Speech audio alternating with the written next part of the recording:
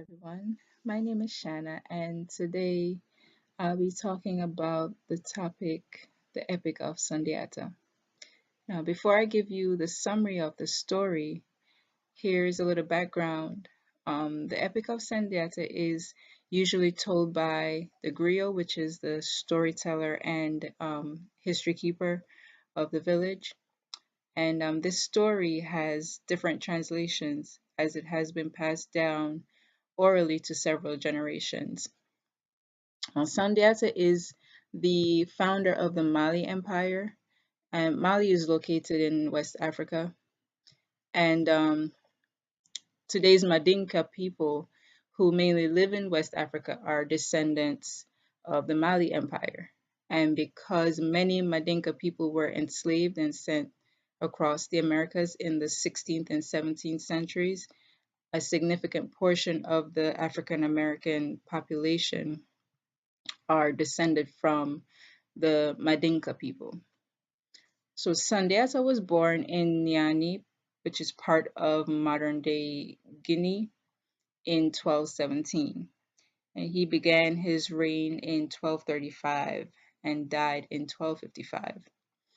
The Epic of Sundiata is about a little boy who was born to the Madinka king and his second wife, which is an ugly woman named Sogolon. Um, and he did this to fulfill a prophecy told by a soothsayer. Sundiata was crippled until the age of 7, and through determination and not wanting his mother to be teased, he taught himself to walk. And Sundiata's father, the king, died, and Sundiata's older brother assumed the throne.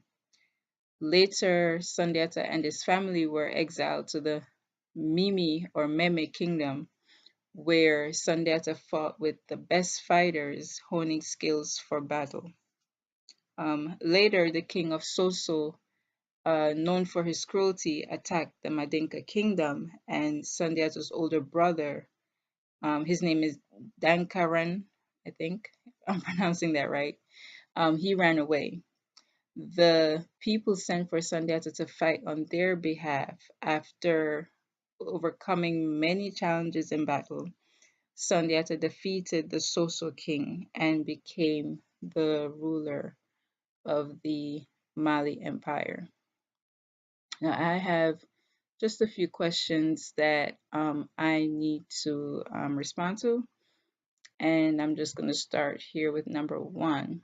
It says, which moments, scenes, ideas, etc. in this work contributed to your understanding of the culture, values, and society in which it was produced? In what ways? And be specific. So, there are several aspects to this work that contributed to my understanding of the environment in which it was produced.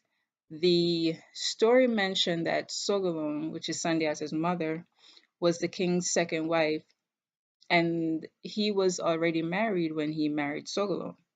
So this basically tells me that polygamy was widely accepted in that culture, and it was basically the norm for men to have at most 4 wives as long as they are cared for equally. Now, Sandiata's father had 3 wives. So, yeah. Another idea is the fact that the Mandinka king's first wife sent Sandiata and his family to live in exile because of his physical disability. Now, this tells me that their society valued those who were quote unquote normal or those with no physical challenges. Um, when the king died, the elders of the kingdom allowed Sandiata's older brother to assume the throne rather than allow the soothsayer's prophecy to be fulfilled. Another thing to note is that the king's first wife and her son, which is Sandiata's older brother, they would tease Sogolon and Sandiata so much because she was ugly and had a crippled son. So their society, basically overall, their society frowned upon those with notable challenges, and people with challenges are deemed as being weak, and feeble minded and not fit to be in any type of leadership position.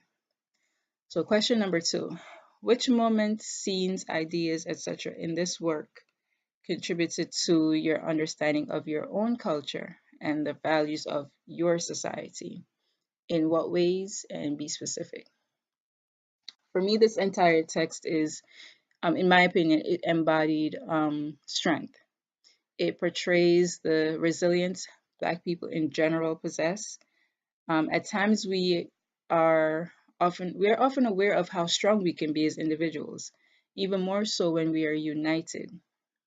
Strength in unison is mainly shown when tragedy happens, like Black Lives Matter movement, or when someone experiences discrimination with the Starbucks protest or boycott that's going on.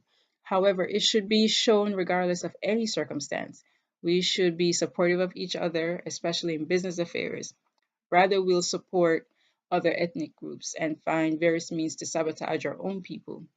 On an individual aspect, like Sundiata, some of us are overlooked in business, employment, academics, etc., because we may not seem to physically fit the stereotypic descriptions of these realms. But if given the opportunity to display our skills and talents, we can outshine and surpass the expectations of others. And question number three: would you recommend this text to others? If so, why? If not, why not? Be specific.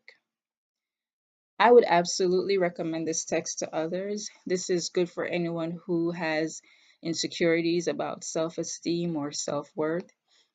This text also gives an insight to the fact that even those in power are capable of being mean and cruel. This text can be used as a method of preparation for someone with challenges, to show that people will be mean, but you can use their negativity and turn it into positive motivation to succeed.